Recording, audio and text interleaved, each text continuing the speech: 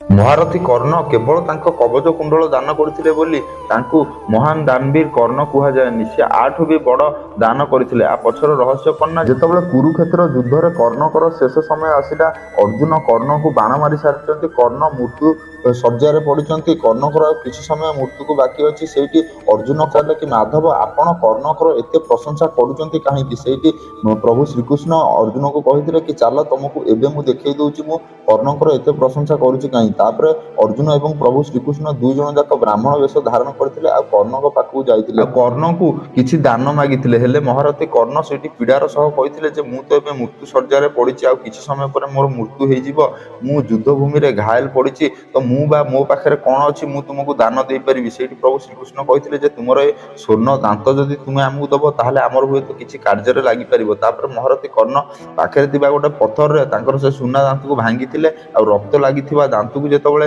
ପ୍ରଭୁ ଶ୍ରୀକୃଷ୍ଣଙ୍କୁ ଦିଅନ୍ତି, ପ୍ରଭୁ ଶ୍ରୀକୃଷ୍ଣ କହିଥିଲେ ଯେ ଇଏ ତ ଅଇଁଠା ହେଇଛି, ମୁଁ ଆକୁ କେମିତି ନେବି?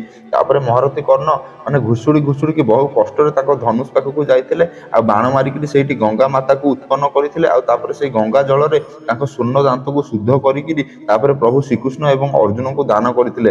ତାପରେ ପ୍ରଭୁ ଶ୍ରୀକୃଷ୍ଣ ଅର୍ଜୁନଙ୍କୁ କହିଥିଲେ ଏବେ ବୁଝିପାରିଲ ମୁଁ ତାକୁ ମହାଦାନବୀର କର୍ଣ୍ଣ କାହିଁ କୁହେ ବା କର୍ଣ୍ଣଙ୍କର ଏତେ ପ୍ରଶଂସା କାହିଁ କରେ? ତ ଗର୍ବର ସହିତ ଆମ ଚ୍ୟାନେଲକୁ ସବସ୍କ୍ରାଇବ କରି କମେଣ୍ଟ ବକ୍ସରେ ଜୟ ଶ୍ରୀକୃଷ୍ଣ ଲେଖିଦିଅନ୍ତୁ।